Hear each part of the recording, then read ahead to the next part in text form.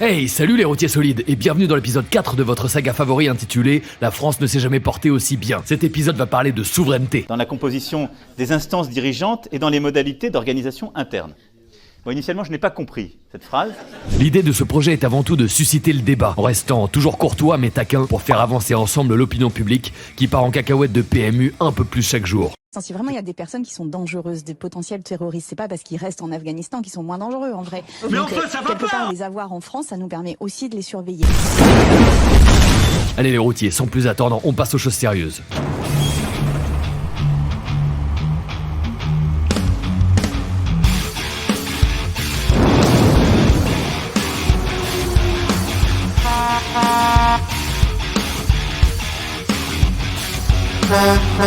Pourquoi j'aime autant mon pays, me demandent souvent mes collègues camionneurs, comme Francky avant son accident. La réponse est simple, parce que la France ne s'est jamais portée aussi bien. Et c'est surtout visible du point de vue du pouvoir et de son exercice, c'est-à-dire de sa souveraineté. Mais qu'est-ce qui me fait dire ça? Nous vivons dans une démocratie, et cette démocratie permet au peuple français de jouir d'une souveraineté absolue. Et le peuple aime bien ça. Comme quand je conduis mon camtar, je suis le seul maître à bord. Pour faire simple, on ne vit pas dans une dictature. La France n'est pas un régime tyrannique, c'est un pays libre. Et c'est aussi pour ça qu'elle ne s'est jamais portée aussi bien. Le peuple français est libre de décider ce qui est bon pour lui. On ne dépend de personne d'autre, contrairement aux régimes communistes qui sont d'essence dictatoriale. Je fais référence aux États dirigés par Staline, Lénine, Mao, Kim ou même Jean-Luc si on le laissait faire.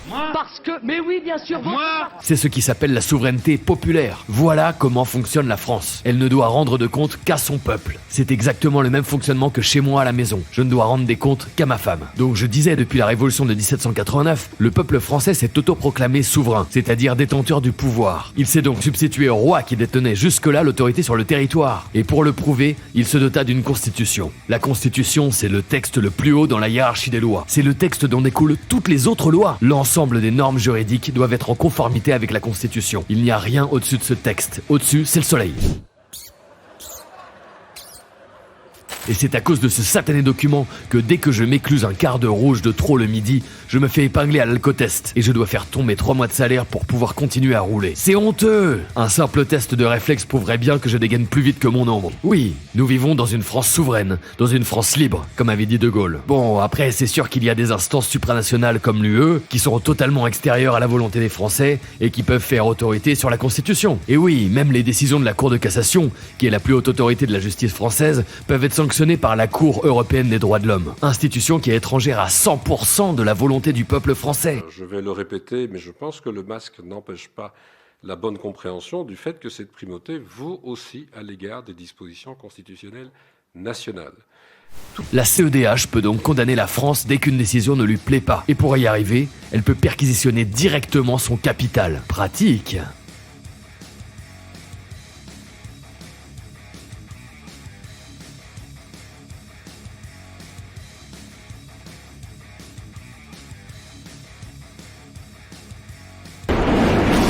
Donc en réalité, dans les faits, la Constitution est complètement bafouée, sous des prétextes de droits de l'homme qui restreignent en pratique les libertés fondamentales, comme on l'a aussi vu pendant les confinements. La liberté fondamentale d'aller et venir sur le territoire était abrogée à cette période. Il y a 2-3 personnes sur une plage et nous allons les verbaliser. Tout simplement parce que la règle est la même pour tous.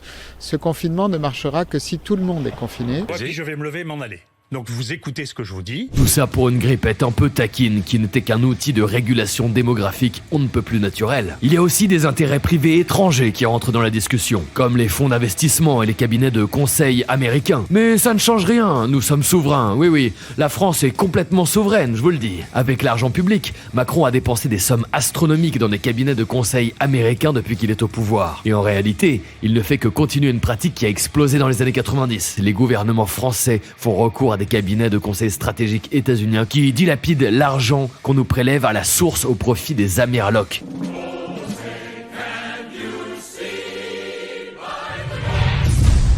Alors que ces sommes auraient pu être investies en interne, des habitudes antidémocratiques de gros FDP dont le grand public n'a que très peu connaissance, mais qui sont devenues, depuis 30 piges, la façon de gouverner la plus courante. Comment d'ailleurs croyez-vous que Macron a été élu? Un échange de bons procédés. On attend le résultat de l'enquête du parquet national financier, mais à mon avis, la question elle est vite répondue. Du point de vue de la souveraineté financière, tout va bien par contre. La Banque de France ne peut plus s'emprunter elle-même depuis la loi du 3 janvier 73, mais est-ce bien si grave? Depuis cette loi, le pays est donc endetté auprès d'intérêts privés étrangers. Mais pourquoi aurions-nous besoin de souveraineté économique finalement? Chez les Japonais, malgré le montant de la dette publique le plus élevé de la planète, le pays s'emprunte à lui-même. Donc les Japonais ont réussi à conserver leur souveraineté économique. Il en va de même pour leur politique d'immigration. Le Japon, comme la Suisse, est un exemple criant du fait qu'un pays n'a pas besoin d'appartenir à une structure qui lui est supérieure pour garder sa puissance. Et ce, même malgré la petite taille de son territoire. La France n'a pas besoin de l'UE et elle n'en a jamais eu besoin. On justifie toujours l'appartenance de la France à l'UE par le fait que ça nous permet de faire face aux États-Unis. Mais c'est justement par l'UE que les États-Unis nous asservissent. Reportez-vous aux premières vidéos de la chaîne et notamment à l'épisode qui s'appelle La fin est proche, dans lequel je démontre que l'UE est un produit des USA, qu'elle est une création américaine qui permet aux États-Unis de continuer à asseoir son emprise hégémonique sur l'Europe en la fragmentant et en la montant sans cesse contre la Russie pour pouvoir mieux régner sur le continent eurasien comme le souhaitait Brzezinski dès 1997. Pour résumer, le peuple français a choisi de prendre son indépendance du pouvoir royal, du pouvoir divin, pour le vendre quelques années plus tard à des non-résidents qui n'ont comme seul intérêt que de traiter la France comme une vache à lait, une vache qu'ils traient, peu importe sa santé. Si je prenais soin de mon camion de la même façon, ça fait longtemps qu'il ne roulerait plus. Seul leur enrichissement immédiat compte. Justement, qui détient la dette publique française, Nicolas? Ouais, une grosse moitié est détenue par des banques françaises, des compagnies d'assurance françaises et puis par la Banque de France. L'autre moitié est détenue par des étrangers. Pour l'essentiel, ce sont des grandes compagnies financières, des fonds de pension, ouais. Exactement, des compagnies d'assurance, mais aussi des fonds souverains, c'est-à-dire des fonds qui appartiennent à des États. Et ce qu'il faut savoir, c'est que la moitié de cette dette détenue par des étrangers l'est par des créanciers non européens, en particulier des Chinois, des Saoudiens, des Émiratis, parce que ce sont des pays... Donc s'il faut dépouiller la France de son confort pour s'enrichir, la question, elle est encore une fois très vite répondue. Et eux ne récupèrent que l'argent, et pas les problèmes qui y sont liés. En résumé, le peuple français a vraiment eu une excellente stratégie à long terme en 1789. La France est passée de fille aînée de l'église, de la plus belle nation du monde, à péripatéticienne internationale. Toute la planète nous passe dessus, année après année. Quelle réussite! Vous voulez pas me baiser? Bon allez, on a peut-être perdu notre souveraineté législative et économique, mais au moins on a gardé notre souveraineté culturelle. La France a su rester fidèle à son histoire, à son identité culturelle unique, fruit d'une maturation séculaire. J'ai dit maturation, pas masturbation, soyez sérieux s'il vous plaît. Je parle de raffinement à la française justement. Toute la planète nous admire pour ça. Sans parler de Rabelais ou de Céline, pensez aux Mérovingiens dans Matrix 2. Nom de Dieu, de putain de bordel de merde, de saloperie, de connard, d'enculé de ta mère.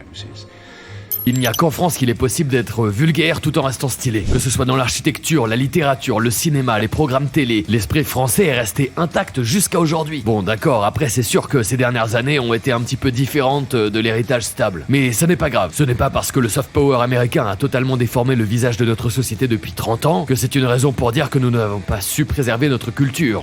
Après le débarquement. C'est vrai, il n'y a plus grand chose de français en France. Et alors, n'est-ce pas ça non plus la souveraineté? N'est-ce pas le fait de savoir vivre à la mode de son époque, de ne pas être un fasciste réactionnaire? Vous pensez vraiment que le pouvoir du peuple est important, que le peuple a le droit de disposer de lui-même? Mais c'est capitaliste de dire ça, c'est être fermé d'esprit. Il faut s'ouvrir, il faut faire preuve d'ouverture. Nous sommes tous citoyens du monde. Pourquoi notre pays nous appartiendrait-il après tout? Pourquoi n'aurait-il pas le droit d'appartenir à tout le monde?